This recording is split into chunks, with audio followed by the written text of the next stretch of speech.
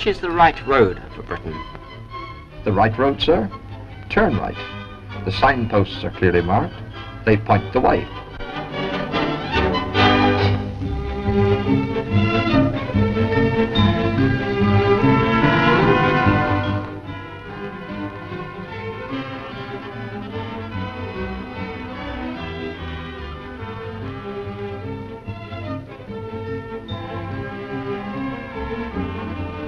Everyone knows that Britain is in danger.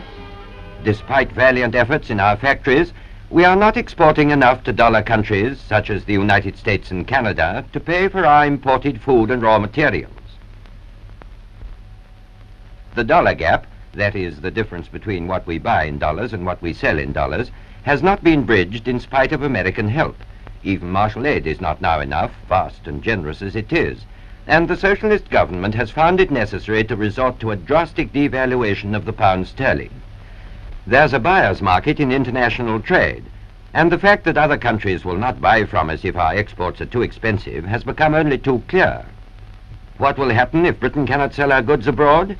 The socialists, who are busy trying to scare the electors with stories of between-the-wars unemployment, admit the fact that without American help, Britain would even now have 1.5 or 2 million unemployed. If we cannot sell abroad, won't there be a certainty of widespread unemployment? So we must get the costs of production down. The one policy for Britain today is lower costs, to prevent mass unemployment and to reduce the cost of living.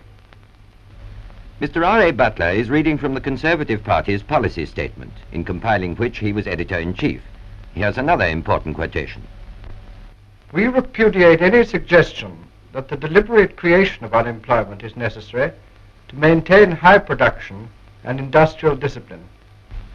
Conservatives want to maintain full employment. They want to safeguard the social services. They want to keep up the standard of living. Hello, dear. Been overtime this week.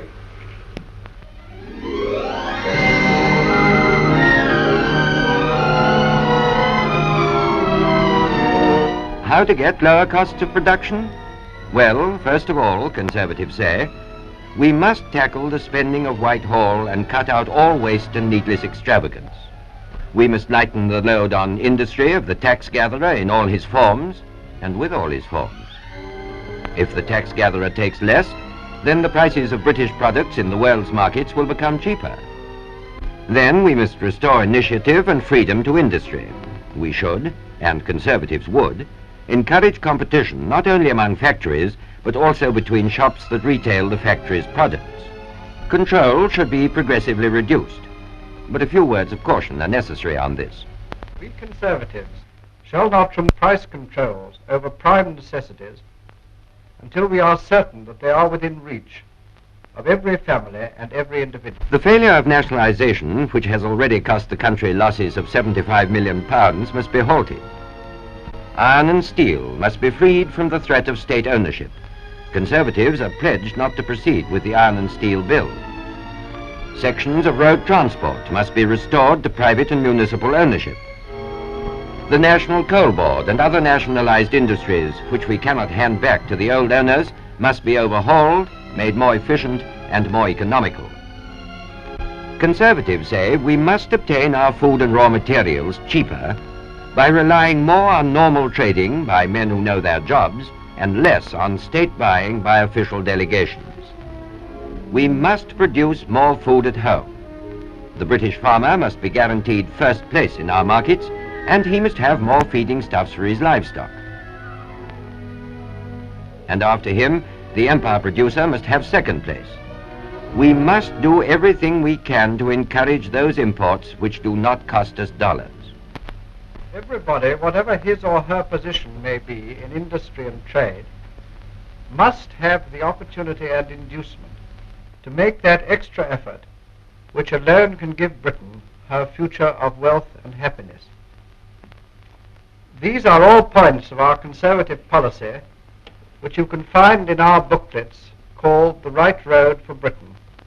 By applying them faithfully and strenuously, we shall lower costs of production and pass safely out of danger along the right road. Only the right road can lead to the survival of Britain as a free and independent nation and give to every man, woman and child the chance to make the most of life.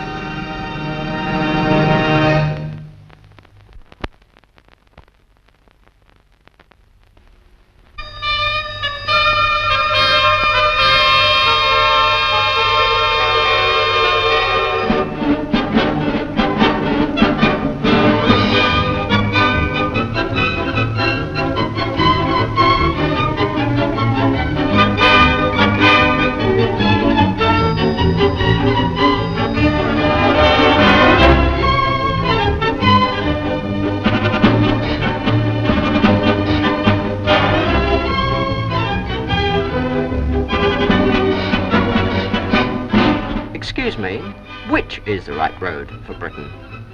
The right road, sir? Turn right. The signposts are clearly marked. They point the way. Only the right road can lead to the survival of Britain as a free and independent nation, and give to every man, woman and child the chance to make the most of life. By life, Conservatives mean the British way of life, with its respect for, but not fear of, the law, respect for the other man's religion, tolerance of the other man's political opinions, its love of sport and sportsmanship, its neighborliness and friendliness, and of course its family life.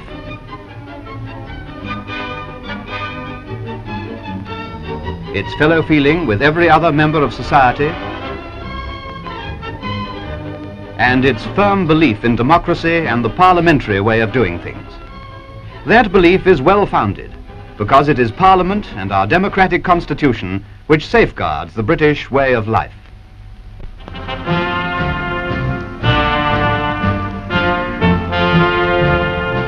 That parliamentary constitution is, as we know, threatened by communism, which would sweep away all parties but its own, and create a totalitarian state like Soviet Russia or the old fascist Germany. Socialists only want to do, peacefully and slowly, what communists would do quickly and by force. Abroad, socialism has already proved the stepping stone to communism. We Conservatives would restore the House of Commons to its rightful place as the guardian of the individual against the state. We would give back confidence and responsibility to local government, and stop meddlesome state interference with councils. As the leader of the party has said, we intend to set in reverse the centralizing tendencies of socialism. The present government have engrossed to themselves many powers and functions previously exercised by local authorities. They have more action of this kind in view. We shall restore life and vigor to local government. Nowhere has the process of centralization caused more alarm and distaste than in Scotland and Wales. We mean to give proper recognition to the rightful claims and aspirations of both Scotland and Wales. There, in Mr. Churchill's own words, is the promise. Scotland shall have a much greater control of her own affairs. Wales will have a cabinet minister to look after her interests.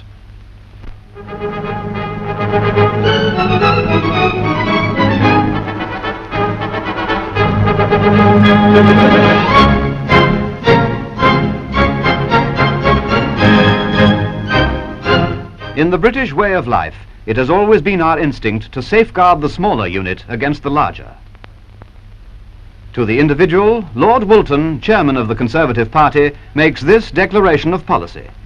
We Conservatives would lead the nation through the present dark hours to a form of society centered upon the importance, the dignity, and the ultimate value of the individual human being. Modern life tends to dwarf the individual, and so we Conservatives say the need is to humanize organization, not to organize humanity. To humanize organization, not to organize humanity. Conservatives believe that the problems of industry are first of all human problems. Industrial relations should be based on the idea that all are engaged in a common task, and that the prosperity of employers and employed is bound up one with the other and indivisible. The spirit of partnership, it is true, cannot be enforced by law. But a Conservative government would give a lead. One of its first tasks would be to bring into operation the Workers' Charter, which will give, if agreed, a legal right to a written contract of service, and lay down the principle that extra effort should always bring extra reward. The Conservative Party invites the cooperation of trade unions in this, as in all industrial relations. The Conservative Party, of course, supports the trade union movement. It was the Conservative Party that first legalized trade unions, and we hold the view that the trade union movement is absolutely essential to the proper working of our industrial life. On some points affecting trade unions, Conservatives have strong convictions of principle. They consider that the political funds of trade unions should be contributed only by those who freely express their wish to do so. On the other hand, here is a document which should never have been necessary in peacetime. The Socialist government's direction of labour, to which Conservatives are utterly opposed.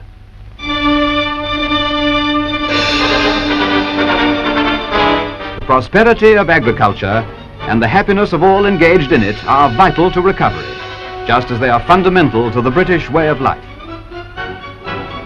To the British farmer, Conservatives undertake to assure first place in the home market and guaranteed prices for his produce.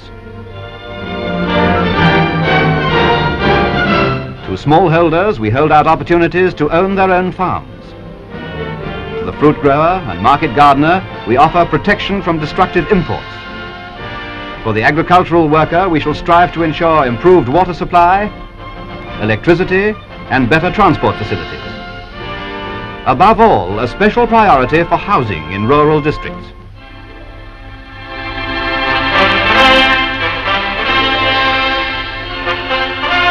Housing, there is a sore subject. At present, in spite of the claims of the Socialists, Great Britain is worse housed than before the war. Many new houses are below standard, many are temporary and must be replaced after 10 years. The waiting lists are as long as ever. There must be a substantial increase in the rate of house building. The aim of Conservative housing policy is to provide each separate family with a separate and proper home of its own. Our ultimate aim is to bring good housing within the reach of everybody. We shall make greater use of the private builder, both in erecting houses to rent and houses to own. Conservatives will progressively free the building industry from restrictions. We shall bring housing work within the free allowance of £1,000 now applied to other buildings. Conservatives will build more 4- and 5-bedroom houses for large families, and more small houses for elderly couples and single persons. Council house tenants will be among those for whom we shall provide opportunities, if they wish, to own their own houses.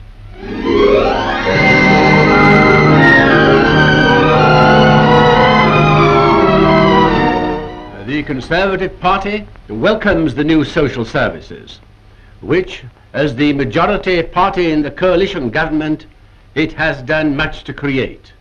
We regard them as fundamental to our policy. The greatest threat to the new social services, which were based on the Beveridge report, comes from socialist waste and extravagance, which has brought Britain to the verge of ruin. Sound, wise government must be restored to Britain, so that the social services may be safeguarded, and also that the family man may receive a little more consideration in his income tax burdens. Women receive equal pay with men for the same job, providing the results are the same. That old people may receive a 10-shilling pension if they wish to continue to work.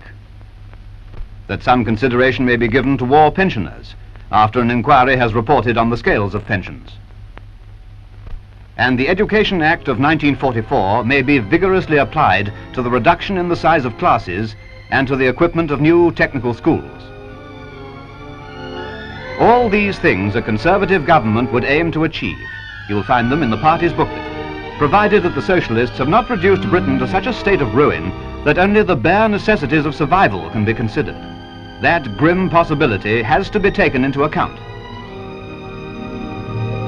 But Conservatives have faith, because there is a right road, which, if we follow it, will bring this nation to the full enjoyment of its own truly British way of life.